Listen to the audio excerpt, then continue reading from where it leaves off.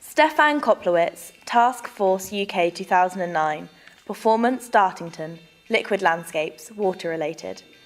At Dartington, Taskforce collaborated with student dancers from University College Falmouth and King Edward Community College to respond to the architecture of the tilt yard, and at a critical time when vital works were carried out to replace the systems that carry water throughout the gardens. This responds to its water connections. The tilt yard was also selected as a site not only for its connections to water, but because of the historical connections to Rudolf Laban and his creative explorations with movement on this very site. The choreography within this piece was purely inspired by the movement of water.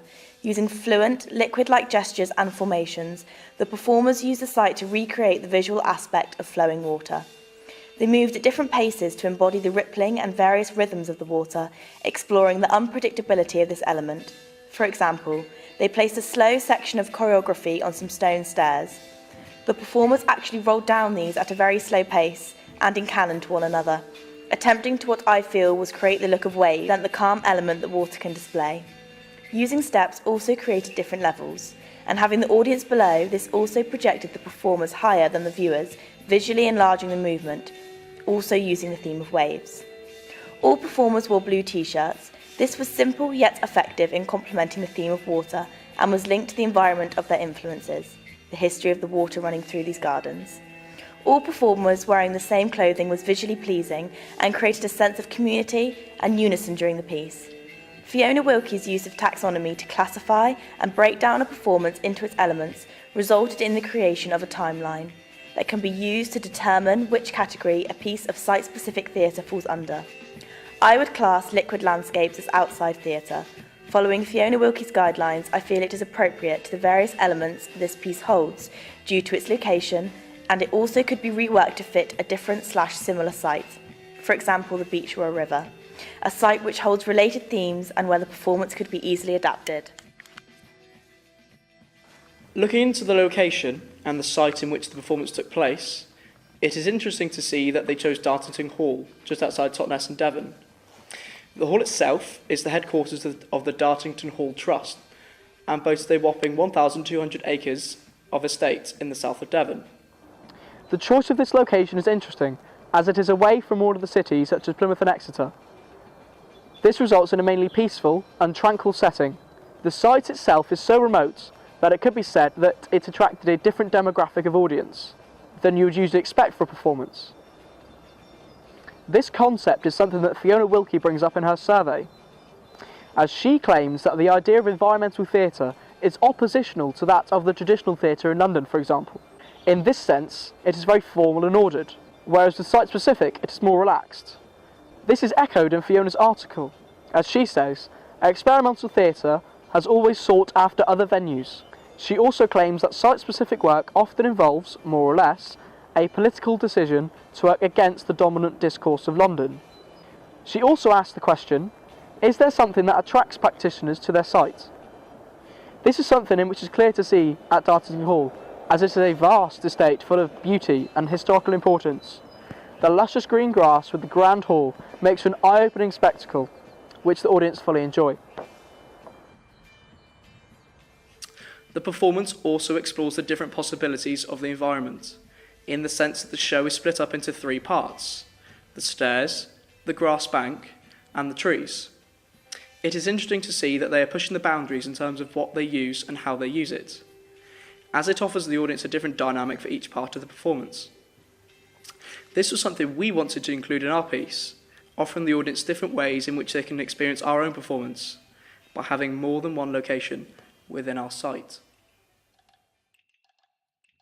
Stephen Koplowitz' vision for Taskforce was to not just engage dancers into performances and sites that he found interesting, but to transform the site for people that take it for granted.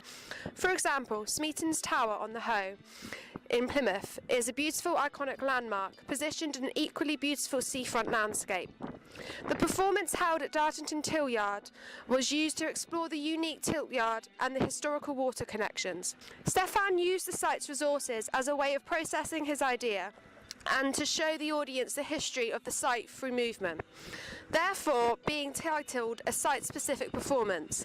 I found a quote from Fiona Wilkie's survey useful when understanding the process of creating site-specific performances. So for me, it's not about a place, but the people who normally inhabit and use that place, for it wouldn't exist without them.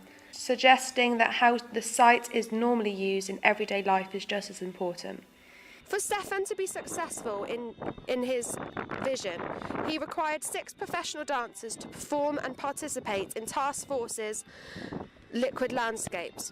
On the January the 8th and 9th of 2009, Stephen held auditions in London with callbacks on the 10th of January. Out of 140 dancers who auditioned, 6 were chosen to be grouped with 2 American dancers from Los Angeles. One of the best aspects of site-specific theatre is its ability to reach a broader spectrum of people. People who may not have time to see conventional theatre, like, for example, the parents of the performers in Task Force's Liquid Landscapes. In Fiona Wilkie's survey, she states that more than 2/3 of the companies and solo artists surveyed identified reaching a wider audience as a reason for working in site-specific. The audience is so integral to site-specific work that they're known as witnesses. In the video, we can see that the witnesses are mostly in the 40-plus age range. There are also quite a few pensioner-age witnesses. Both of these age groups might not have the means, whether it's financial or accessibility problems, to go and see theatre in a conventional state. Having a free performance means a wider community is able to gain from the new experience, even if it's a place they visited before. It allows the space to be viewed in a different way. The other benefit of it being a free show is that it's not exclusive. Anyone who is around can see it, instead of it only being for people who can afford to spend upwards of £35, as is the situation at most conventional theatres. As well as the parents in the audience, it's likely that some of the audience were out for the day and happened to stumble upon the performance. This is then introducing a different audience to new avenues of theatre making. As a group, we weren't present when Liquid Landscapes was performed, so for us watching it, the audience become part of the performance, further enhancing the link between performance and audience. The aim of Koplowitz's work is to alter the audience's perspectives of sight, place and scale. A majority of Koplowitz's work is concerned with the intersection of natural, social and cultural ecologies within urban environments. A big number of his large-scale site-specific works are presented as one-of-a-kind, precedent-setting events and considered historic.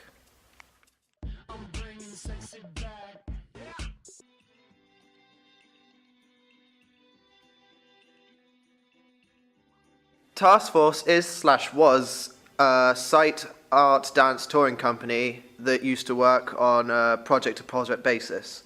Task Force is made up of selected artists and performers drawn from a cultural area of each performance region, making it change from time to time. Artists are asked to draw inspiration from architecture, history, culture, and ecology of multiple sites within a single area, all connected by a common theme. Working with quite an intensive time frame, about a month, 3 weeks rehearsal, 1 week for the performance. Under the direction of Stephen Koplowitz, each artist is given a different creative task to be performed at their locations. The content of each performance is made up of a combination of site-specific choreography, site-adaptive material, and improvisational scores inspired by each performance site. The core of Task Force is an ensemble of 6 to 8 dancers, a composer/performer, and a documentary filmmaker. Outside of the core, they usually bring in new artists and partners to collaborate with them from the area. Due to this, Task Force builds creative networks wherever they go, having thus far been to the USA, the UK and Germany, in that order, with their various performances all around 2008. Their most recent performance was the one in Germany in 2010, however they seem to have discontinued from there as that is their last recorded event. And that's about all I can gather from them, considering their blog is extremely minimal and the last update was in 2008. Fiona Wilkie states that the economic context of current performance, particularly site-specific performance, is of interest to this project because it not only helps to decide who creates the performance work and where it will be seen, but also significantly impacts upon the types of work that can be made. She asks, if a performance is site-specific, will it have a higher chance of funding? The Transatlantic Arts Consortium is an artistic partnership kick-started in 2007 between the Dartington Hall Trust and the California Institute for Arts. It is primarily focused on funding and the directorial assistance of new and up-and-coming performers. In 2008, the Transatlantic Arts Consortium began funding Stephen Koplowitz's Task Force, a site-specific performance group located in England. Since 2005, key personnel in Dartington Trust and California Arts have been planning ways to work together to advance the cause of music and arts in education in the US and the UK. Dartington Hall Trust has been responsible for the funding of many other performance groups such as Stephen Montague's Midnight Stories and Meredith Monk's Music. The Trust's main aim is to fund performances which bring people and communities together. The goal was to become an arts park, a centre for arts-based enterprises to develop their practice on the Dartington estate.